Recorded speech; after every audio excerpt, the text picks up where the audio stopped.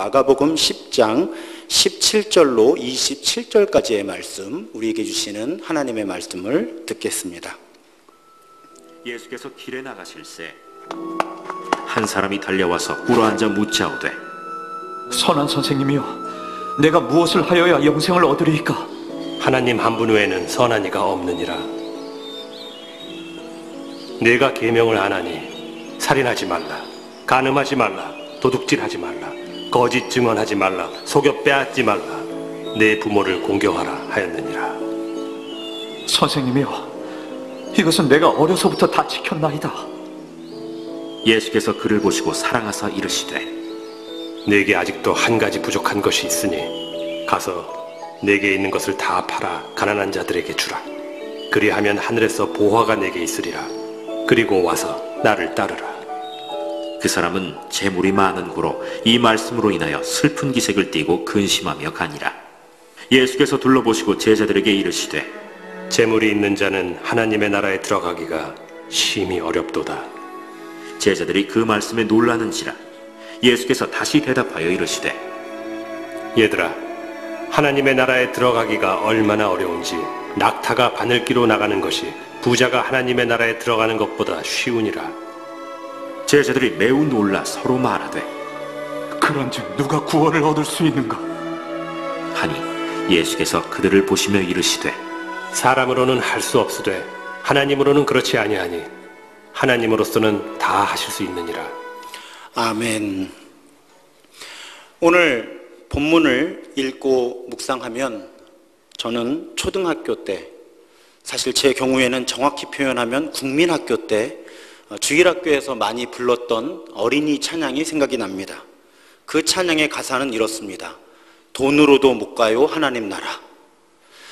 제가 올해 50인데 혹시 젊은 전도사님들, 젊은 분들은 이 노래를 알까 해서 30대 초반에 우리 전도사님께 여쭤봤더니 알더라고요.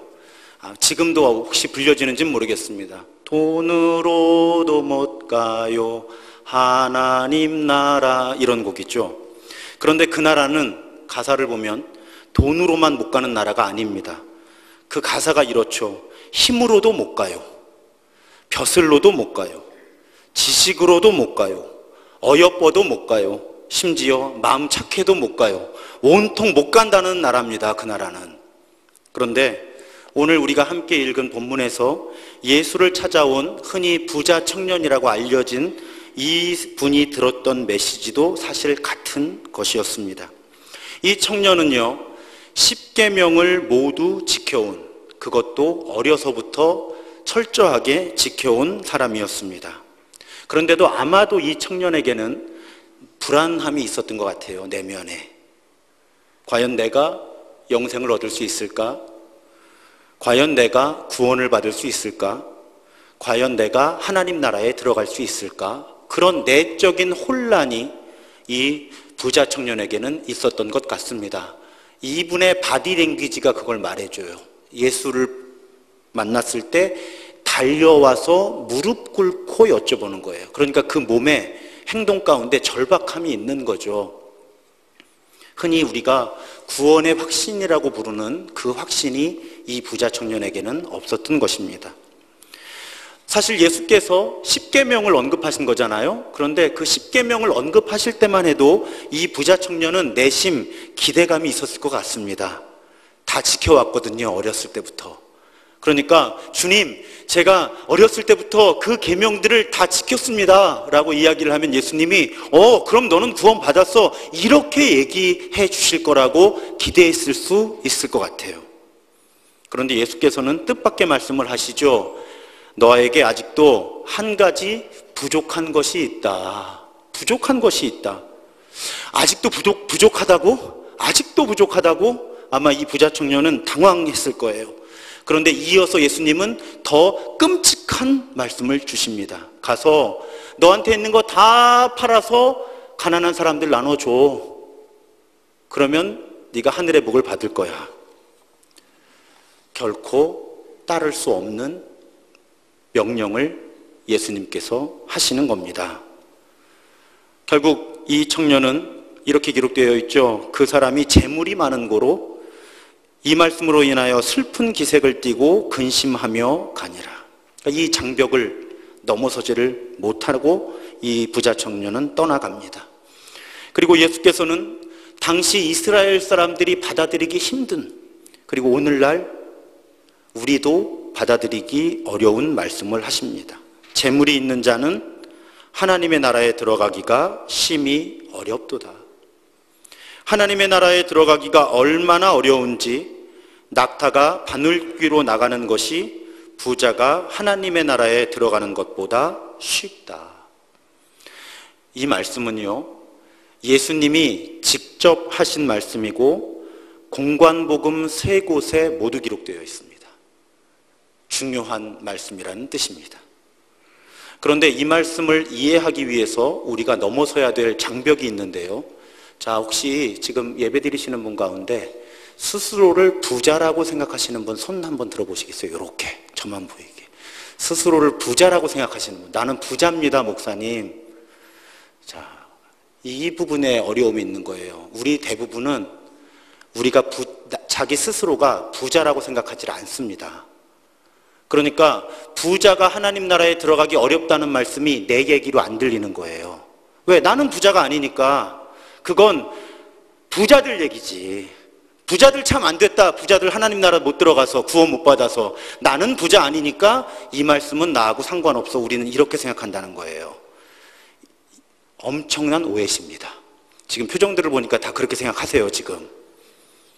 왜 그런가 하면요, 자, 부자가 하나님 나라에 들어가기 어렵다, 이 두 가지 단어의 정의를 내려봐야 되는 거예요. 자, 부자란 누구냐? 여러분, 부자의 기준이 자산 얼마입니까? 자산 1억 원이 부자인가요? 10억 원이 부자인가요? 기준이 없습니다.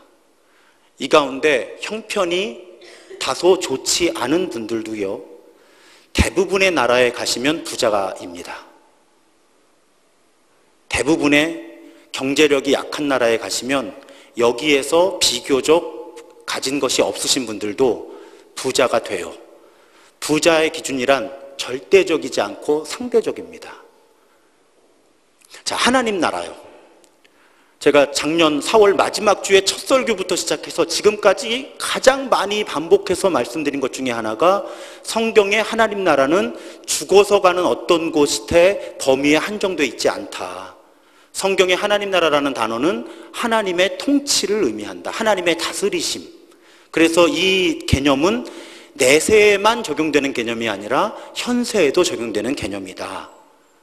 자, 이 두 가지 정리를 내리고 나면 부자가 하나님 나라에 들어가기 어렵다는 말씀을 제가 오늘날의 언어로 해석을 다시 해드릴게요. 이 말씀은 가진 것이 많아질수록 하나님의 뜻대로 살기 어렵다는 뜻입니다. 따라서 가진 것이 많을수록 구원받기가, 영원한 생명을 얻기가 쉽지 않다는 말씀이에요. 이렇게 해석을 하면 이 말씀은 우리 모두에게 다 적용됩니다. 이번 달 수입이 적자인 분도 계시고 10만 원을 버신 분도 계시고 100만 원을 버신 분도 계시고 그보다 더 많이 버신 분들도 여기 계실 거예요.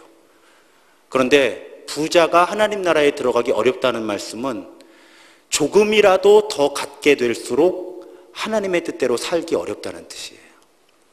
조금 더 갖게 될수록 영원한 생명을 누리기 어려워진다는 거예요. 안 된다는 건 아니에요. 어려워진다는 거예요. 저도 돈이 좋습니다. 저도 돈이 좋아요. 우리는 다 부를 추구하죠. 그렇지만 우리는 크리스천으로서 예수님의 가르침을 분명히 알아야 합니다. 우리는 돈이 좋은데 그 돈은 우리를 구원의 길에서, 영원한 생명에서 멀어지게 할 수 있다는 겁니다. 그래서 예수께서는 부자가 천국에 가는 것이 낙타가 바늘귀를 통과하는 것보다 어렵다고 말씀하신 거예요. 그런데 오늘 말씀의 주제는 여기에 머물질 않습니다. 사실 예수님의 의도가 이 메시지를 주시는 것에 머물지 않아요. 제자들이 이어서 말합니다. 제자들 당황한 거예요. 누가 구원을 얻을 수 있는가? 왜요? 지금 봤잖아요. 예수님이 십계명을 말씀하시는데 이걸 어려서부터 지금까지 다 지켜온 사람이 나타난 거예요. 그러니까 제자들도 어떻게 생각했을까요? 짧은 순간이지만 야, 저 사람은 구원받은 사람이지, 저 사람은 영생을 누리는 사람이지. 근데 예수님이 가진 걸 다 팔아 가난한 사람들 주고 나를 따르래요. 이건 또 무슨 소리지? 하고 제자들이 당황하고 있는데 예수님이 야, 부자가 하나님 나라 들어가는 거 진짜 어려운 일이야, 이렇게 말씀하시는 거예요. 그러니까 제자들의 결론은 단순했습니다. 이러면 구원 못 받지 우리. 이런데 누가 구원을 얻을 수 있어? 이런데 누가 그 구원의 조건을 만족시킬 수 있어? 누가 구원의 커트라인을 통과할 수 있어? 제자들은 그렇게 생각할 수밖에 없었던 것입니다. 그런데 예수님께서 그들에게 뭐라고 말씀하세요? 사람으로는 할 수 없으되 하나님으로서는 다 하실 수 있다. 자, 이 부분 잘 따라오셔야 합니다, 여러분. 저 설교 준비하는데 굉장히 어려웠어요. 잘 설명하기가 너무 어려운 거예요. 다른 날도 설교 잘 들으시지만 오늘은 좀 잘 따라와 주세요. 자, 예수님이 지금 주시는 문제 해결책은 사람의 구원은 사람의 노력만으로는 불가능하다는 말씀을 주시는 거예요. 구원은 하나님께서 이루시는 일이라는 말씀을 주시는 거예요. 그러니까 예수님의 질문을 다시 잘 살펴보면요, 자, 어려서부터 모든 계명들을 다 잘 지켜왔다고 말하는 이 사람에게 예수님이 너 가진 걸 다 팔아서 가난한 사람들 주고 나를 따라와 하실 때 이미 예수님은 사실은 아셨을 거예요. 이 부자 청년은 그럴 수 없는 사람이라는 걸.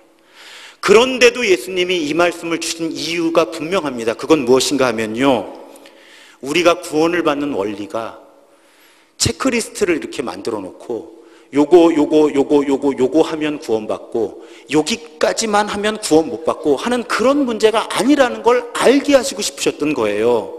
그래서 어차피 그 부자 청년이 할 수 없는 일을 시키신 겁니다. 그리고 주변의 제자들과 우리에게 말씀을 주시는 거예요.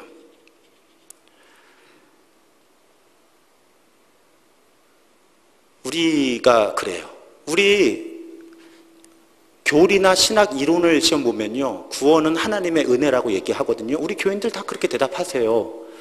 그런데 우리의 마음속에 어떤 마음이 있는가 하면 자꾸 구원의 문제를 하나님 앞에서 내가 점수를 따는 문제라고 생각을 하시는 분들이 의외로 많아요. 그러니까 이론적으로는 구원은 하나님의 은혜로 받는 것이라고 하면서도 현실적으로는요, 좀 제가 거칠게 적나라한 예를 들어볼게요. 내가 11조를 온전하게 못했으니까 구원받지 못할 거야. 11조를 하면 하나님이 구원해 주실까? 내가 주일 오전 예배밖에 못 드리니까 구원을 못 받을 거야. 내가 오후 예배를 드리면 구원받을까? 이런 생각을 우리가 하게 된다는 거예요. 왜요? 온 세상의 모든 원리가 다 점수 시스템이에요, 요즘에. 이 세상에 은혜라는 것이 움직이는 것을 우리가 거의 볼 기회가 없습니다. 그러다 보니까 자꾸 우리의 구원의 문제도 점수를 따고 커트라인을 통과해야 된다는 압박을 받는 교인들이 꽤 많이 있는 거예요. 지금 예수님께서는 이 부자 청년과 제자들과의 대화를 통해서 틀을 아예 바꾸라고 하시는 거예요. 어차피 너희들이 십계명 하나하나 다 지킨다고 구원받는 것도 아니고 가진 거 다 팔아서 가난한 사람들 나눠준다고 너희들이 구원받는 거 아니다라는 말씀을 지금 예수님이 하시는 거예요. 우리가 오늘 말씀을 읽을 때요, 가진 것을 다 팔아서 가난한 사람 주라는 말씀에 이미 눌려가지고요, 그 말씀을 끝까지 안 읽어요. 그런데 예수님의 오늘 말씀의 결론은 뭐냐면요, 사실은 가진 것을 다 팔아 가난한 사람을 주라는 거에 액센트가 있는 게 아니고요, 그 문장이 마지막에 어떻게 끝나죠? 나를 따르라. 나를 따르라는 거예요. 그러면 왜 가진 거를 다 나눠주라는 거예요? 적어도 이 부자 청년에게는 지금 자기가 가지고 있는 돈이, 재산이 예수를 따르는데 방해가 되는 거거든요. 그러니까 방해가 되는 걸 버리라는 거에 의도가 있는 거예요. 예수님의 의도는 방해가 되는 걸 버리고 나를 따라와라. 이것이 오늘 본문의 가르침이자 복음서 내내 계속되는 구원에 대한 예수님의 가르침이에요.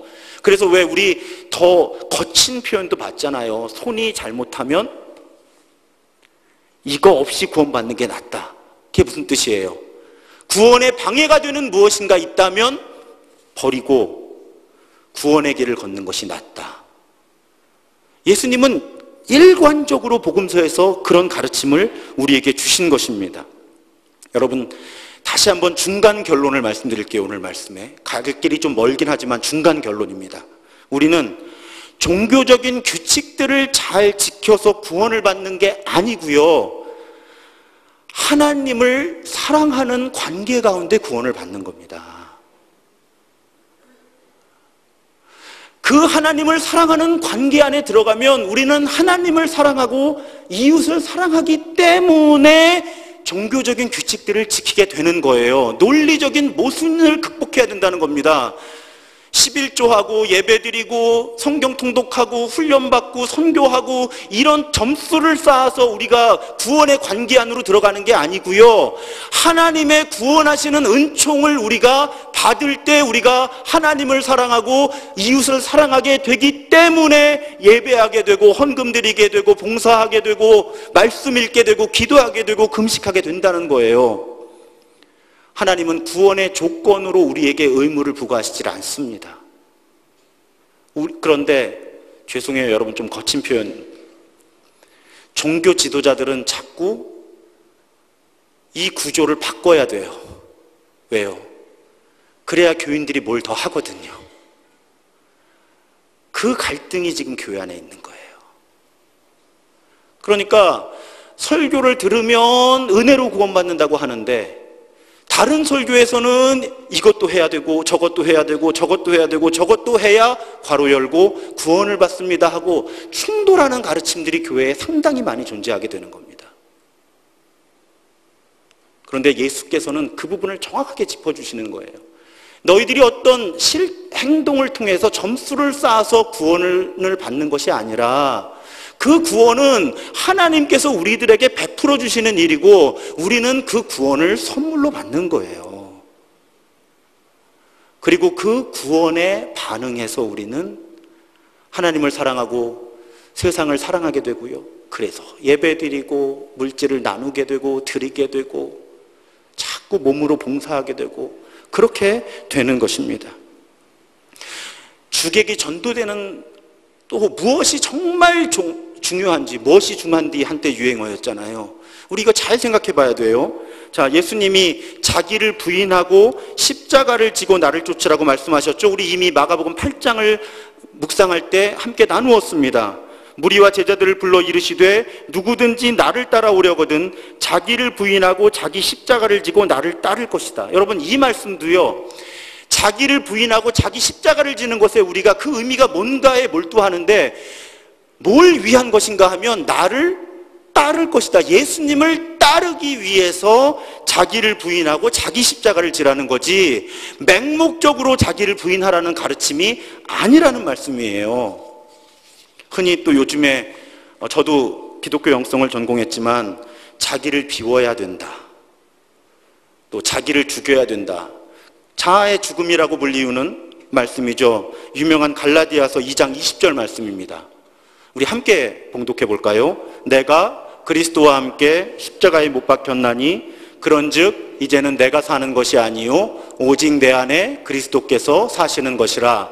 이제 내가 육체 가운데 사는 것은 나를 사랑하사 나를 위하여 자기 자신을 버리신 하나님의 아들을 믿는 믿음 안에서 사는 것이라. 아멘. 여러분, 이 말씀에서도 분명히요, 자아의 죽음이라고 불리우죠. 내가 그리스도와 함께 십자가에 못 박혀야 한다, 나는 죽어야 된다, 내가 사는 것이 아니다. 여러분, 핵심은 내가 사는 것이 아니다에 있는 게 아니라요, 예수로 사는 것에 있는 거예요. 예수로 살기 위해서 내 옛 자아가 죽어야 된다는 거지, 그냥 자아가 죽는다고 문제가 해결되는 것이 아니라는 것입니다. 자기 비움도 마찬가지인 거예요. 자기를 비워서 뭐 하게요? 그럼 다른 종교와 무엇이 다른가요?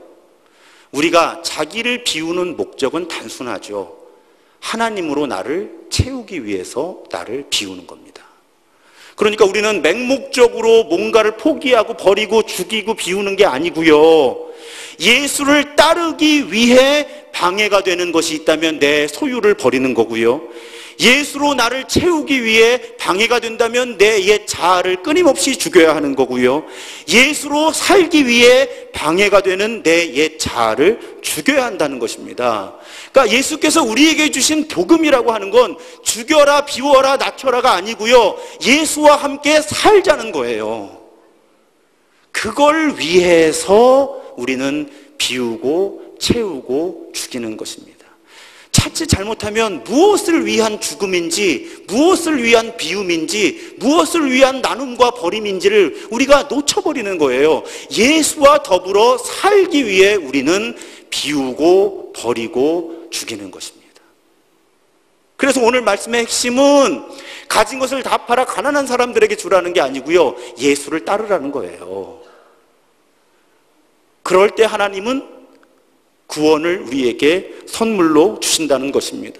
그래서 사람으로는 할 수 없으되 하나님으로서는 다 할 수 있다고 말씀하시는 거예요. 우리 구원의 원리에 관한 아주 자주 인용되는 말씀이 에베소서 2장 8절과 9절의 말씀입니다. 너희는 그 은혜에 의하여 믿음으로 말미암아 구원을 받았으니 이것은 너희에게서 난 것이 아니요 하나님의 선물이라. 행위에서 난 것이 아니니 이는 누구든지 자랑하지 못하게 함이라. 자, 우리의 노력이 필요한가요? 필요 없나요? 구원에 있어서. 네, 가만히 계시면 중간은 할 수 있습니다. 필요하지요. 너희가 그 은혜를 인하여 믿음으로 말미암아 구원을 받았으니 우리는 믿음이 필요한 거예요. 그런데 이걸 퍼센테이지로 나눌 수는 없지만요, 구원의 신비를 먼저 있는 것이 믿음이에요, 은혜예요.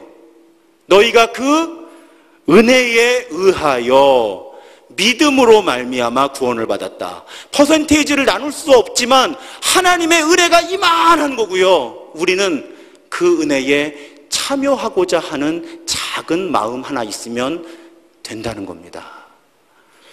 행위로 자랑하지 말라는 거예요. 여러분, 아까 말씀드린 대로 교회의 복음이 균형을 잃으면요, 자꾸 종교적인 실천을 통해서 뭔가를 얻어내려고 하는 흐름이 만들어져요. 그렇게 되면 내가 이만큼 헌신하는데 하나님도 나 인정해야지, 담임 목사님도 나 인정해야지, 이런 생각이 들어오는 거예요. 근데 적어도 구원의 영역에 있어서 행위에서 난 것이 아니니 이는 누구든지 자랑하지 못하게 함이라. 하나님의 구원하시고자 하는 은혜가 이만큼이면 그 은혜에 참여하는 데 필요한 우리의 믿음이라는 것은, 의지라고 하는 것은 이렇게나 작은 것이어서 우리가 구원받기 위한 내 믿음이 이만큼이다, 이만큼이나 해봐야 다 도토리 키재기인 거예요. 근데 우리는 자주 하나님 앞에서 또 공동체 안에서 도토리 키재기를 하는 거예요. 내 믿음이 더 뛰어나다, 내 믿음이 더 좋다. 그 생각을 바꾸라는 것입니다. 그것이 오늘 예수님의 의도예요. 돈으로도 못 가요, 하나님의 나라. 힘으로도 벼슬로도 지식으로 어여뻐도 맘착해도 못 가는 하나님의 나라. 참 어린이 찬양인데 신앙의 고백이 깊어요. 어떻게 가요?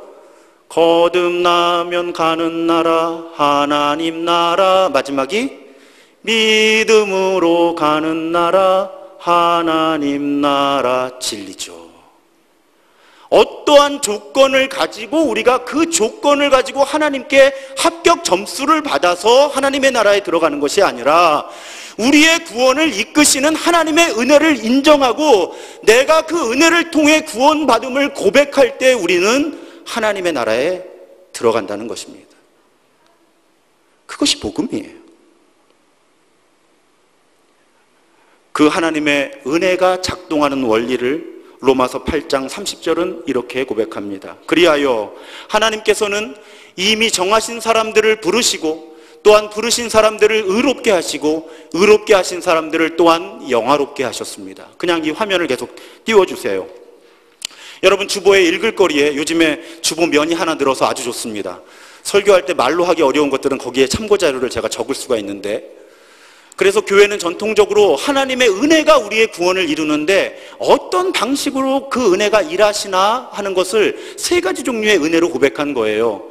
첫 번째 은혜가 선제적 은혜, 선제적 은총이라고 부르는 것입니다. 하나님이 내가 하나님을 알기 전에, 우리 찬송 가사 중에 주 예수 내가 알기 전 날 먼저 사랑했네, 이런 찬송이 있잖아요. 내가 예수님을 알기도 전에 예수님이 나를 먼저 사랑하셨다는 거예요. 이게 선제적인 은총입니다. 그래서 예수를 아직 그리스도로 고백하지 않는 사람들, 모든 사람들에게 쉽게 표현하면 종교성이 있어요. 사람에게는 이성이 있고요, 하나님에 대한 관심이 있고요, 양심이 있어요. 그래서 살아가다 보면 내가 이렇게 사는 것이 정말 최선인가? 혹시 신이라는 존재가 있진 않을까? 내가 지금 이 세상에서 살아가는 이 삶이 전부일까? 다른 차원의 삶이 있지는 않을까? 이런 질문을 하게 하고 절대자를 찾게 하는 그마저도 이미 하나님이 우리를 만드시고 선택하시고 찾아와 주셔서 선제하시는 은총 가운데 우리가 그 생각을 한다는 거죠.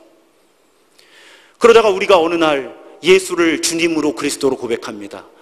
그 고백의 과정에서 우리에게 부어지는 은총을 의롭다 하시는 은총, 칭의의 은총이라고 불러요. 의롭다 하시는.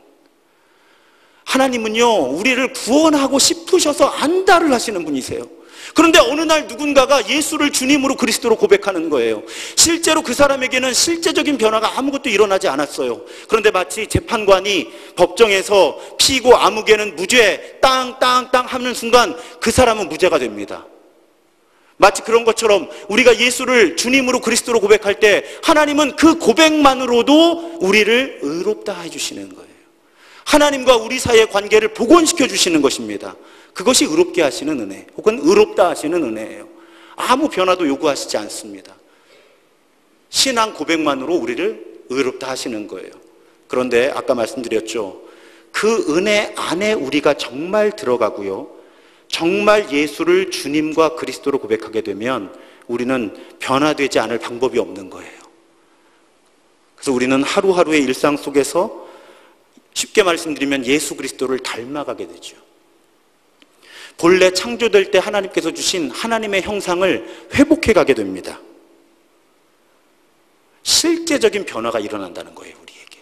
그 변화 역시 우리의 의지로 이루어지기보다는 우리를 거룩하게 하시는 하나님의 은혜 때문에 우리에게 그런 거룩한 변화가 일어난다는 것입니다. 이것을 거룩하게 하시는 은혜 혹은 성화의 은총이라고 그렇게 부르는 거예요. 선지하시는 은혜, 의롭다 하시는 은혜, 거룩하게 하시는 은혜, 이 용어를 기억하시지 않으셔도 좋습니다. 그런데 아까 로마서 8장 30절에 이미 정하신 사람을 부르시고 나를 정해서 부르신 거예요. 선제적인 은총이 있죠. 부르신 사람, 나를 의롭게 하시고 의롭게 하시는 은총이죠. 의롭게 하신 사람들을 또한 영화롭게 하셨다, 거룩하게 하시는 은총입니다. 이 거대한 구원의 물줄기를 내 의지가 이끌고 가는 것이 아니라 하나님의 은혜가 이끌고 간다는 거예요. 마치 거대한 강물에 우리가 작은 배 하나 띄우면 그 배가 거대한 물줄기를 따라서 가듯이 우리를 구원하시는 그 거대한 하나님의 은혜의 물줄기에 작은 배 하나 띄우는 순종의 믿음이면 충분하다는 것입니다. 그러면 그 구원의 과정을 하나님께서 시작하시고 하나님께서 이끌어 가신다는 거예요. 사실은 오늘 이 말씀이 저에게는 너무나 의미 있는 말씀인데요, 제가 청소년기에 특히 고등학교 때요, 이상하게 제 안에 괴로움이 있었어요.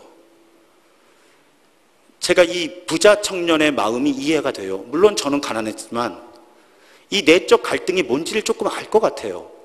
여러분 좀 이해를 못하실지 모르겠는데, 그때 제가 키가 이제 고등학교 때 지금 키예요. 그냥 이 키가 고등학교 2학년 때 키니까 그냥 이 키고요. 그때 제 몸무게가 90kg 정도 됐어요. 그러니까 지금보다 한 12kg가 더 나갔으니까 체격이 꽤 컸죠. 그런 제가 가끔 밤에 이불 뒤집어 쓰고 울었어요. 슬펐어요. 그런데 그 슬픔의 이유 가운데 하나가 뭐였는가 하면, 내가 구원받을 수 있을까? 아니, 생각해 보면요, 저 나름 모범생이었어요. 그런데 이상한 불안함이 있는 거예요. 모태신앙으로 자라났어요. 장로님, 우리 아버지가 제가 초등학교도 들어가기 전에 장로가 되시는 바람에 교회 빠지면 큰일 났어요. 예배를 빠진 적이 없어요. 그때는 주일학교도 오후 예배가 있었어요. 주일에 오전 예배 드리고 오후 예배 드리고, 부모님 따라서 부흥회도 여러 번 따라갔고요. 헌금 딱 한 번 헌금 가지고 아이스크림 사 먹은 것 말고는 어려서부터 헌금도 다 잘 드렸고요. 그런데 이상하게 제 안에 내적인 갈등이 뭐였는가 하면, 교회에서는 예수 그리스도의 십자가가 예수 그리스도를 믿으면 구원받는다고 가르쳐 주는데, 아무리 생각해도 예수가 나를 구원할 수 있을 것 같지가 않다. 나는 구원 못 받을 것 같다. 그런 갈등과 혼란이 제 안에 있었습니다. 그리고 대학에 입학을 하게 되었는데, 캠퍼스를 걷다가 한 선교단체의 후배를 이렇게 뽑기 위해서 전도하러 다니는 분들을 만났어요. 그분이 저에게 성경 말씀을 읽게 했는데, 그 말씀이 갑자기 제 생각을 바꿉니다. 그 말씀이 요한일서 5장 11절과 12절이에요. 또 증거는 이것이니 하나님이 우리에게 영생을 주신 것과 이 영원한 생명이 그의 아들 안에 있는 그것이니라. 아들이 있는 자에게는 생명이 있고 하나님의 아들이 없는 자에게는 생명이 없느니라. 사실은 거의가 아니죠. 외우고 있던 요한복음 3장 16절하고 다른 말씀이 아니에요. 누구든지 그를 믿으면 멸망하지 않고 영생을 얻는다. 그런데 그 요한복음 3장 16절을 몇천 번, 몇만 번을 외웠을 때도 저에게 다가오지 않던 구원의 확신이 이날 선물로 저에게 부어집니다. 아들이 있는 자에게 생명이 있다고? 나 예수님 믿는데? 예수님 내 안에 계신데? 그러면 나에게 영원한 생명이 있는 거네. 내가 몰랐던 건데? 그 순간 이어지는 13절 말씀이 최종 펀치를 저에게 날려요. 내가 하나님의 아들의 이름을 믿는 너희에게 이것을 쓰는 것은 너희로 하여금 너희에게 영생이 있음을 알게 하려 함이라. 초대교회에도 나 같은 사람이 있었구나.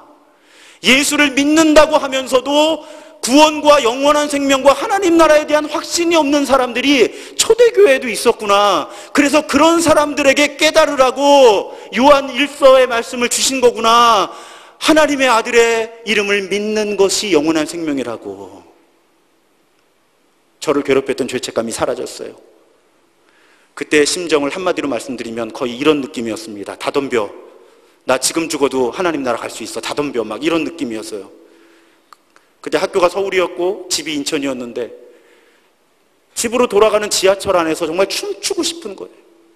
그렇구나. 내가 구원의 조건을 만족시켜서 구원을 얻는 것이 아니라 나를 구원하시는 하나님의 은혜가 구원을 이루는 거구나.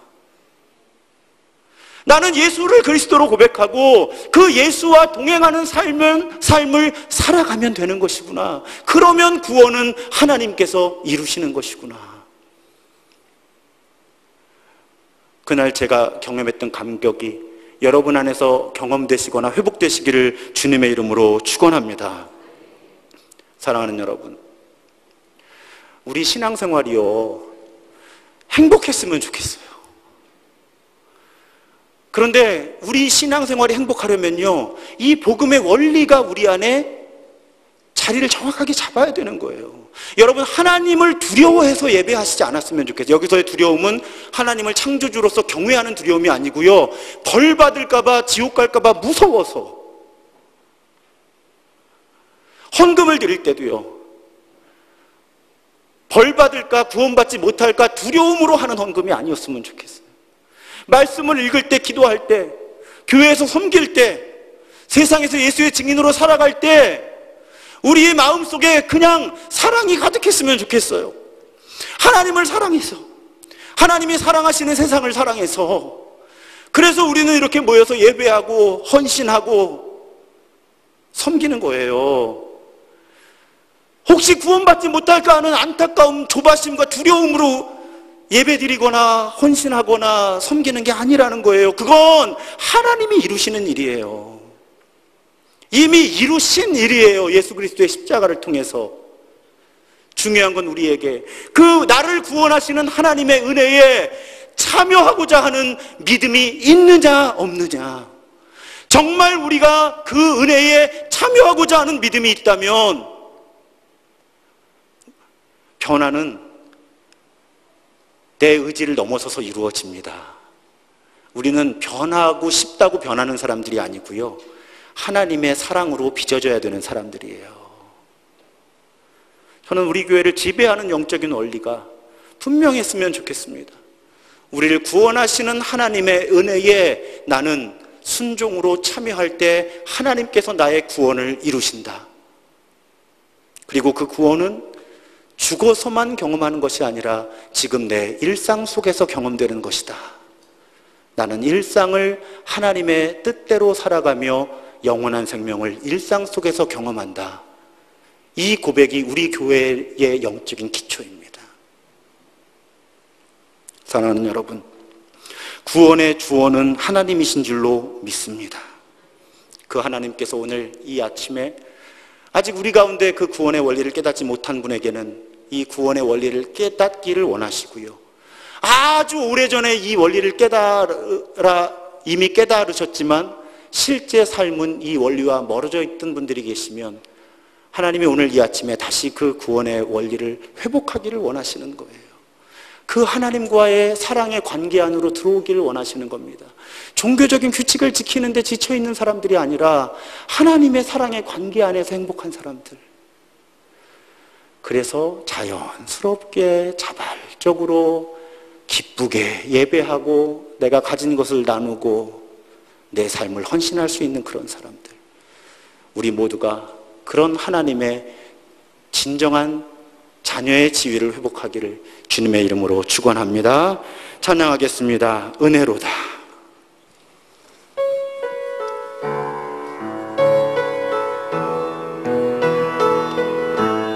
시작됐네. 시작됐네. 우리 주님의 능력이 나의 삶을 다스리고 새롭게 하네. 자유하네. 죄와 사망으로부터 나의 삶은 변하고 난 충만하네. 한 번 더. 시작됐네. 시작됐네. 우리 주님의 능력이 나의 삶을 다스리고 새롭게 하네. 자유하네. 죄와 사망으로부터 나의 삶은 변하고 난 충만하네. 은혜보다 주의 은혜 한량없는 주의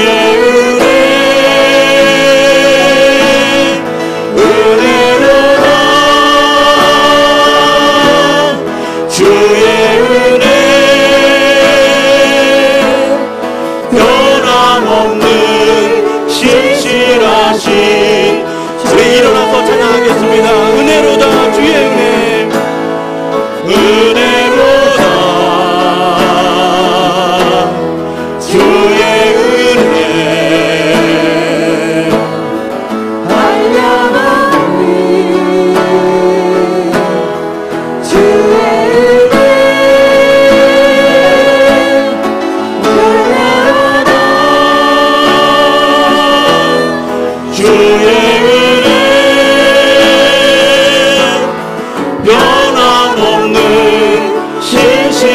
주의 주의 은혜. 이 시간에 한 번 더 통성으로 기도하겠습니다. 하나님, 나를 구원하시는 그 은혜 감사합니다. 그 은혜 마음껏 누리는 삶을 살게 해 주옵소서. 죽어서 가는 천국에만 내 소망이 있는 것이 아니라 하나님의 뜻대로 살아가는 이 세상이 영원한 생명임을 믿게 하여 주옵소서. 내 일상 가운데 하나님의 나라가 경험됨을 믿게 하여 주옵소서. 내 일상 속에 하나님의 나라를 누리게 하여 주옵소서. 참된 구원을 이 땅에서도 누리고 죽어서도 누리는 사람 되게 하여 주옵소서. 간절한 바람으로 주여 한번 부르짖고 기도하겠습니다. 주여,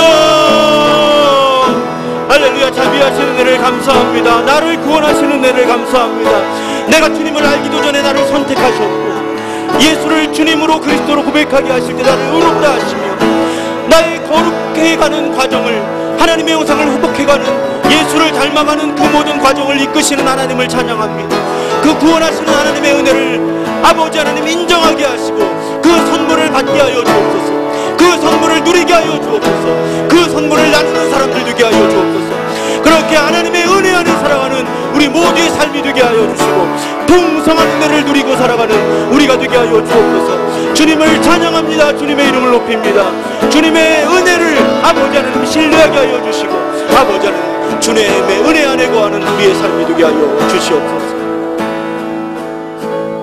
주님 감사합니다. 내가 주님을 알기도 전에 나를 선택하시며 내가 예수를 주님으로 그리스도로 고백할 때 나를 의롭다 하시며 지금 하나님의 형상을 회복해가는데 거룩한 발걸음을 이끌어 주셔서 감사합니다. 하나님, 우리가 그 은혜의 선물을 받게 하여 주옵소서. 누리게 하여 주옵소서. 나누게 하여 주옵소서. 그 풍성한 주님의 은혜 안에서 나를 구원하시는 그 하나님의 사랑을 풍성히 누리고 나누며 살아가는 우리 모두가 되게 하여 주옵소서. 하나님, 이 시간에 예물을 드립니다. 하나님의 돈입니다. 하나님의 돈이니 하나님의 일에만 사용되게 하여 주옵소서. 하나님, 특별히 우리 가운데 명절이 더 고통스러운 분들 계십니다. 이 명절을 지나가며 사람을 통해 받는 위로가 필요한 분들, 하나님 사람을 보내주셔서 위로해 주시고 일용할 양식이 필요한 분들에게 일용할 양식을 주셔서 위로하여 주옵소서. 이 명절을 지나며 우리 모두가 하나님께서 주시는 참 평안과 행복을 누리게 하여 주옵소서. 지금은 이 땅에 오셔서 하나님의 나라를 새롭게 선포하신 우리 구주 예수 그리스도의 은혜와 우리가 하나님을 알기도 전에 우리에게 선지하시는 은총을 통해 우리를 불러주시고 우리를 의롭다 하시며 우리를 거룩한 길 걷게 하시는 성부 하나님의 무한하신 사랑하심과 지금도 우리 안에서 우리를 거룩한 변화로 이끌어 가시는 성령 하나님의 교통하심이 오늘 예배를 드리며 나를 구원하시는 하나님의 은혜에 대한 새로운 감사를 고백하며 삶의 자리로 돌아가는 모든 예배자들 위해 이제로부터 영원토록 함께 하시기를 간절히 축원하옵나이다. 아멘.